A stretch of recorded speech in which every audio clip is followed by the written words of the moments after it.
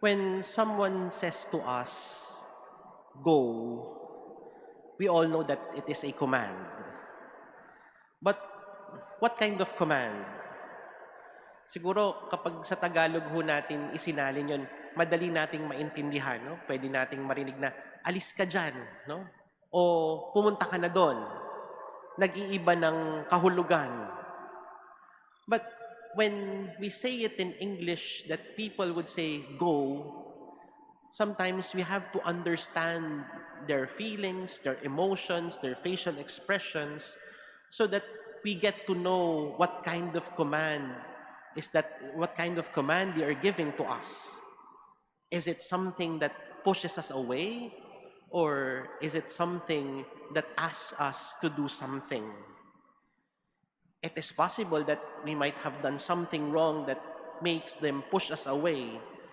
And when people push us away, there is that tendency that we may no longer be connected with that person again. But there is another side to it. When a person says to us, go, it is not just a command, but also a mission. It would mean we are being sent. And if we are being sent, if we are being deployed to a mission, it would also mean that we will go back to the one who sent us for that mission. Kapag nautusan tayo, aasahan naman natin o inaasahan din ng utos sa atin na babalik tayo sa Kanya. Na ibabalik natin kung ano man yung iniutos sa atin. Kapag may nagpabili sa atin sa tindahan, alam natin na kailangan nating bumalik at ibigay kung ano yung pinabili sa atin. Kapag may pinadala tayo o kapag may pinadala sa atin, kinakailangan din nating bumalik para magsabi na naibigay ko na, naipadala ko na. And whenever we are being sent, there is no assurance that the one who sent us, the one who gave us an order or a command, would also be there with us. Kaya nga tayo nautusan eh. Kaya nga tayo hinabilinan. Hindi malamang sa malamang, hindi natin kasama yung nag-utos o yung nagbigay ng utos. In our gospel, we hear a similar tone, but with a different perspective. As Jesus sends his disciples for a mission, it was not a mission by themselves. It was not a mission that is separated from Jesus. Because he himself promised us that he will be with us until the end of age. But what is this mission all about? What was this command that Jesus left us? What was this mission that he has entrusted to his disciples? When Jesus said, go, it was not just a simple command. It was not just a simple order. There was a specific command. There was a specific order. Make disciples of all nations and teach them everything I have commanded you. Maybe we can already claim that all of us here have been baptized. No? Nabinyagan na tayo. Tatanggap na natin yung sakramento ng binyag. And if you have received the gift of baptism, then it would also mean that we are part of that mission. But where is this mission? Nasaan ba tong utos na ito? Nasaan ba tong inihahabili ni Jesus? Where do we start? At the end of each Mass, the priest would always dismiss us after the final blessing, and he would say, go forth, go. Go forth, the Mass is ended. Go, your mission begins. It is not just a signal that the celebration of the Eucharist is over. It is also a reminder that our mission begins. We Christians take Sunday as the first day of the week. And as we receive Jesus in the Eucharist as we receive Jesus in the Eucharist in the beginning of the week, we are also being reminded that the whole week is our time for mission. Hindi ho natin sinisimulan yung linggo natin sa Lunes. Kaya nga, ang ganda ng pagkaunawa natin sa salitang linggo. Hindi lang basta pagpapakita ng isang linggo, pero nagsisimula yung araw ng linggo sa araw ng Panginoon, sa araw ng Diyos. At sa araw ng Diyos na iyon, tinatanggap natin si Jesus dahil yun ang simula ng ating misyon. Pagkatapos ng araw na iyon, bibit-bitin natin siya saan man tayo pumunta. We are being reminded that the whole week is our mission. It is our time to live up our Christian life. That is where our mission begins. In our work, in school, in our daily activities. That is where we are expected to do our mission. That is where we are expected to make disciples. That is where we are expected to teach everything we have learned from Jesus. But making disciples and teaching what we have learned from Him does not only mean setting up a classroom and teaching students to learn. Hindi naman kinakailangan na magsasabi tayo na itong natutunan ko. Ito ang tinuro sa akin. In our first reading, Jesus reminds His disciples one more important trait that they have to bring. And what is it? That they will be His witnesses to the ends of the earth.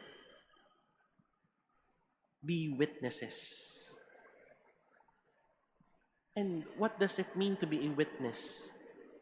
What does it entail to be a witness? Minsan madali lang ho nating maunawaan kapag sinabi nating witness ay yung mga nakakita o yung mga nakarinig na isang pangyayari. We ask details from someone who has witnessed the incident. O di kaya, kapag may kasunduan na mangyayari, magsasama pa tayo ng isa para may witness tayo. Hindi lang tayo mag-isa. We ask that person to validate what we are trying to convey or what we are trying to report. And we limit our idea of a witness as someone who has seen or heard an event. Kapag sinabi nating witness, sila lang mga nakakita, sila lang mga nakarinig. But to be a witness of Jesus is not just someone who has seen or heard Him. Hindi na ho natin pwedeng sabihin na nakakita o narinig na natin si Jesus. He already lived 2,000 years ago. Wala naman ho makapagsasabi sa ating 2,000 years old na o 2,000 years old na tayo. If we limit our definition of being a witness as someone who has seen or heard, then we will lose the very essence of our mission as Christians. Because to be a witness of Jesus is not just someone who has seen or heard Him. To be a witness of Jesus is to have that encounter with Him. There is no one who is old enough who can claim that they have lived with Jesus, that they have seen or heard Him. But we can all claim that we have a unique and personal experience of Jesus. That is where we should start. Because it is in this genuine experience with Jesus that we can be more effective in our mission in making disciples of Jesus and teaching them everything we have learned from Him. There is one more challenge that is being given to us. This Sunday, this Ascension Sunday, is also called World Communication Sunday. And that will also be the ultimate challenge for us. To communicate this experience of Jesus. Ang laking bagay ho ngayon ng teknolohiya para mapadala ang mabuting balita. Salamat sa live streaming, salamat sa online masses. Marami tayong mga kababayan na nakakarinig ng mga misa dito sa Pilipinas sa iba't ibang dako ng mundo. Kahit na wala sila sa isang Kristiyanong bansa, pero dahil may online mass, dahil may live stream mass, nakakakita, nakakarinig sila ng mabuting balita.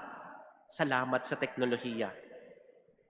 But communication is not merely transmitting the good news. It is just one aspect of it. Communication would also mean the quality of our transmission. And the quality of transmission is not dependent on how clear the transmission is, simply because we are not transmitting any ordinary message. Kung simpleng mensahe lang ho yung pinapadala natin, no? Madali lang ho magtanong, malinaw ba o malabo? Naintindihan ba o hindi naintindihan? Our message is no ordinary message. It is the message of Jesus. And most of the time, we construe the message of Jesus with our own message. Akala natin si Jesus pa yung pinapahayag natin. Pero sarili na lang pala natin yung pinapahayag natin.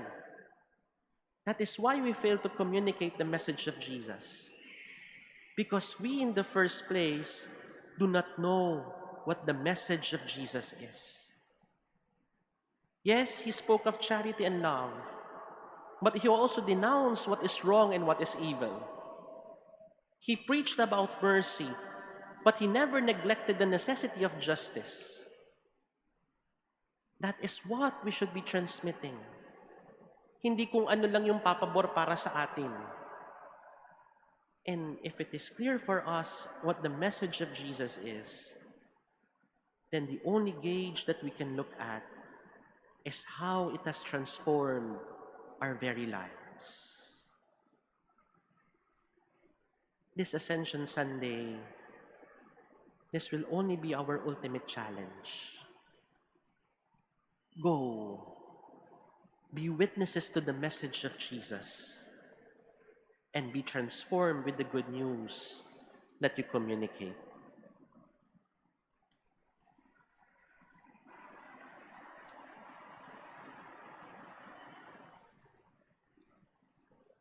Please stand.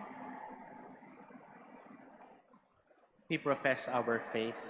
I believe in in God, God, the Father Almighty, creator of heaven and earth, and in Jesus Christ, his only Son, our Lord, who was conceived by the Holy Spirit, born of the Virgin Mary, suffered under Pontius Pilate, was crucified, died, and was buried. He descended into hell. On the third day he rose again from the dead. He ascended into heaven, and is seated at the right hand of God, the Father Almighty. From there he will come to judge the living and the dead.